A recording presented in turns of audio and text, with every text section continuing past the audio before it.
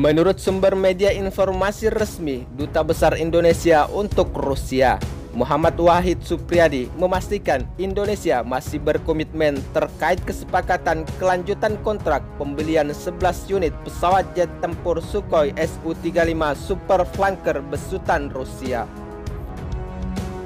Sebelumnya, nilai kontrak yang sudah ditekan oleh Kementerian Pertahanan Indonesia pada tahun 2018 lalu yang mencapai 1,14 miliar US dollar Amerika Serikat ini tidak pernah dibatalkan dari pihak Indonesia ataupun pihak Rusia.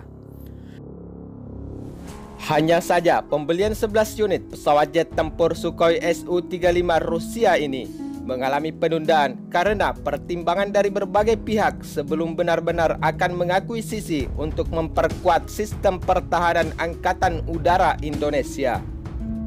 Salah satu pertimbangan dari penundaan tersebut adalah dengan adanya ancaman sanksi ekonomi atau embargo dari pihak Amerika Serikat yang selalu mengancam negara mana saja untuk melakukan kerjasama pembelian alutsista tempur atau militer terhadap negara-negara musuhnya. Selain itu, Indonesia juga pastinya mempertimbangkan situasi dan kondisi untuk mengakuisisi pesawat jet tempur Sukhoi Su-35 Rusia.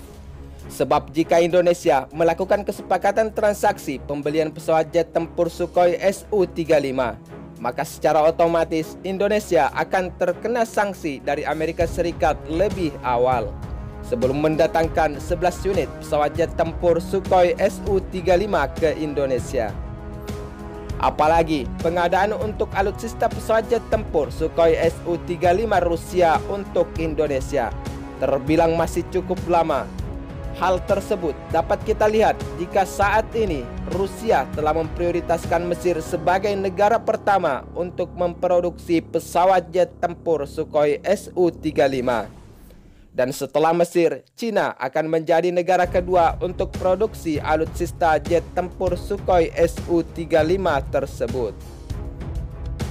Sedangkan untuk Indonesia sendiri adalah menjadi negara ketiga yang akan diperkuat oleh pesawat jet tempur Sukhoi Su-35 besutan negeri beruang merah tersebut. Tentunya jika kita melihat situasi dan kondisi saat ini yang memang belum memungkinkan, Kementerian Pertahanan Indonesia sudah jelas memilih waktu yang tepat sebelum mengakuisisi 11 unit pesawat jet tempur Sukhoi Su-35 Super Flanker Rusia sebagai pengawal kedaulatan Indonesia. Hal tersebut tentunya diperkuat dengan pernyataan Muhammad Wahid pada 26 Juli 2020 kemarin. Jika status kesepakatan rencana pembelian 11 unit pesawat jet tempur Sukhoi Su-35 Rusia masih berlangsung hingga saat ini. Selain itu, Supriyadi juga kembali menegaskan jika Indonesia sebagai negara berdaulat memiliki hak untuk membeli peralatan pertahanan dari siapapun, walaupun saat ini Indonesia berada di tengah kecaman dari Amerika Serikat terkait rencana pembelian 11 unit pesawat jet tempur Sukhoi Su-35 dari Rusia. Memang tidak bisa dipungkiri bahwa kekhawatiran dari negara tertentu untuk membeli alutsista canggih dari Rusia ini selalu ada. Namun Indonesia adalah negara merdeka dan berhak membeli alutsista tempur militer dari negara mana saja. Selain itu, Duta Besar Indonesia di Rusia juga telah menyampaikan bahwa Indonesia memiliki peralatan militer yang dibeli dari banyak negara. Misalkan saja dengan pembelian pesawat jet tempur F-16 Fighting Falcon buatan Lockheed Martin Amerika Serikat dan pesawat jet tempur Sukhoi Su-27 dan Sukhoi Su-30 produksi industri pertahanan Rusia.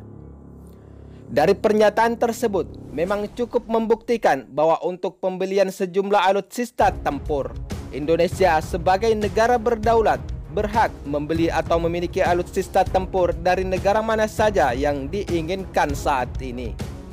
Selain itu, menurut salah satu sumber media informasi terpercaya, kesepakatan dari perjanjian antara Indonesia dan Rusia yang senilai kurang lebih 1,4 miliar US dollar Amerika Serikat tersebut Rusia akan mengirimkan 11 unit pesawat jet tempur Sukhoi Su-35 ke Indonesia pada waktu yang tepat. Namun, untuk terus semakin memperkuat alutsista sistem pertahanan Angkatan Udara Indonesia, Kementerian Pertahanan Indonesia saat ini sedang mempertimbangkan kemungkinan pembelian tambahan helikopter militer Mi-17 buatan Rusia. Seperti yang kita ketahui sebelumnya, jika 6 helikopter Mi-17 buatan Rusia telah diserah terimakan dari pihak Rusia ke Departemen Pertahanan Indonesia. Dari ke-6 helikopter tersebut akan dilengkapi 5 helikopter serbu Mi-35 dan 6 helikopter Mi-17 yang telah dimiliki Indonesia saat ini. Selain itu, serah terima helikopter Mi-17 ini sebelumnya telah dianggarkan Skuadron 26 Pondok Cabe, Jakarta Selatan. Menurut sumber media informasi terkait, serah terima ini dilakukan dari pihak JSI Rosoboronexport Rusia kepada Menteri Pertahanan dan Kepala Badan Sarana Pertahanan, yaitu Majen TNI Ediwan Prabowo. Selain itu, ketertarikan Indonesia terhadap helikopter tersebut telah diungkap langsung oleh Purnomo jika helikopter Mi-17 adalah merupakan helikopter yang multipurpose sehingga bisa dimanfaatkan dalam semua kegiatan. Tentunya dengan kedatangan helikopter Mi-17 yang dapat menampung kurang lebih 30 penumpang ini adalah merupakan langkah strategis terhadap ancaman tradisional dan non-tradisional di berbagai wilayah. Misalkan saja, helikopter Mi-17 ini dapat dioperasikan di wilayah timur Papua untuk mengirim pasukan TNI Indonesia di wilayah konflik terhadap angkatan bersenjata separatis KKB. Memang tidak bisa dipungkiri, dengan kondisi geografis Indonesia dengan banyak kepulauan dan kondisi daerah yang minim lapangan terbang, dibutuhkan alutsista Mi-17 sebab Indonesia terdiri dari banyak pulau dan dapat dimanfaatkan di berbagai medan atau wilayah Indonesia yang masih belum memiliki begitu banyak landasan terbang seperti landasan pesawat jet tempur. Adapun anggaran untuk pembelian alutsista tempur helikopter Mi-17 adalah mencapai 56 juta US dollar Amerika Serikat. Sementara untuk desain helikopter ini dikembangkan oleh Biro Desain Mil Rusia dan produksi helikopter ditangani oleh salah satu produsen helikopter terbesar dunia asal Rusia, yaitu Kazan Helicopter Plant. Helikopter Mi-17 yang merupakan salah satu incaran Kementerian Pertahanan Indonesia ini mampu mengangkat beban berat serta dapat digunakan untuk kepentingan militer dan sipil. Namun, untuk spesifikasi helikopter Mi-17 adalah merupakan helikopter rotor tunggal yang memiliki bobot sedang dengan menggabungkan badan helikopter jenis Mi-8 dan Mi-24.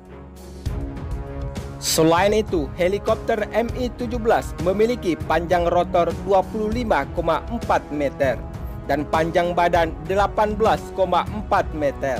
Sedangkan untuk tinggi helikopter ini mencapai 5,7 meter seperti yang dikutip Military Analyst Network.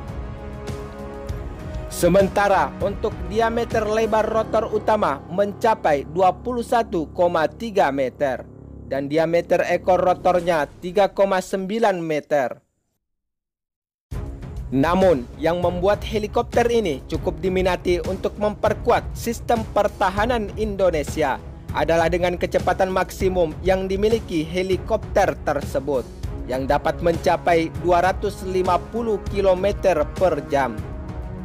Selain itu, helikopter Mi-17 juga mampu membawa hingga 30 prajurit TNI dan mampu membawa muatan kargo 13 ton, serta telah dilengkapi senjata dengan kaliber tinggi.